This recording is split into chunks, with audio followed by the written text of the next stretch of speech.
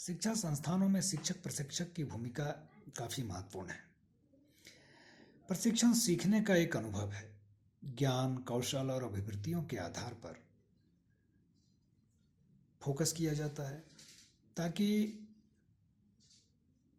जो नए शिक्षक जो ट्रेनिंग ले रहे हैं उनके अंदर सिर्फ किताबी ही नहीं बल्कि व्यावहारिक चीज़ों के प्रति, जैसे मान लिया जाए फील्ड सर्वे हो गया, फील्ड स्टडी है, कहीं किसी स्मारक का अध्ययन हो गया, वहाँ जा कर के हमने स्मारक को देखा है, हिस्टोरिकल प्लेस को, तो इन चीज़ों के प्रति बहुत ही एक प्रैक्टिकल अप्रोच विकसित करना है।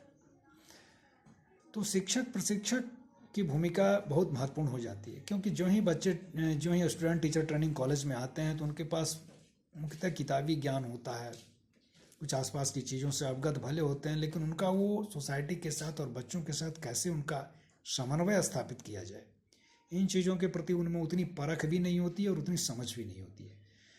तो आजकल शिक्षक प्रशिक्षण जो है काफ़ी महत्वपूर्ण हो गया है। उनमें कौशल का विकास, चीज़ों को समझना, चीज़ों को परखना और वर्तमान परिप्रेक्ष्य में बच्चों के प्रति, समाज के प्रति वो चीज़ें कितनी उपयोगी है, उसको एक दूसरे से कैसे कोऑर्डिनेट किया जा सकता है, इन चीज़ों के प्रति भी उनमें समझ विकसित करना बहुत ज़रूरी है। तो मेरे अनुसार शिक्षा संस्थानों में शिक्षक प्रशिक्षक सिर्फ एक प्रशिक्षक नहीं है, बल्कि वो एक तरह से मार्गदर्शक भी है, एक काउंसलर है, और वो चीज़ों का जो प्रैक्टिकल इम्प्लीमेंटेशन कैसे हो बच्चों के बीच, समाज के बीच, इसका उसमें व्यावहारिक परख पैदा करना, व्यावहारिक समझ पैदा करना। दूसरा प्रश्न है, शिक्षक प्रशिक्षक के रूप में आप अपने विषय के संदर्भ में प्रशिक्षु केंद्रित सत्र की योजना को कैसे बनाएंगे?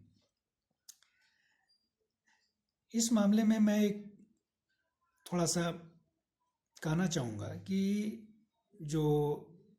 आज जो भी नई चीज़ें आ रही है, जो नई टेक्नोलॉजी आ रही है, आईसीटी है, टेलीविज़न पर टीचिंग से रिलेटेड एक्टिविटी का प्रसारण किया जा रहा है, और इन चीज़ों को थोड़ा सा हम ज़रूर अडॉप्ट करेंगे, मॉडर्न टेक्नोलॉजी को, लेकिन साथ ही साथ हमारा जो बहुत सारी चीज़ें हैं, जैसे फील्ड स्टडी हो गया, आसपास की चीज़ों को हम कैसे क्या कर सकते हैं, ये चीज़ें हो गई, तो इन चीज़ों को भी हम उसमें जोड़ेंगे। तो हम कोशिश करेंगे कि सारा हमारा चीज़ प्रशिक्षु केंद्रित हो और प्रशिक्षु इसको ठीक से समझ सकें।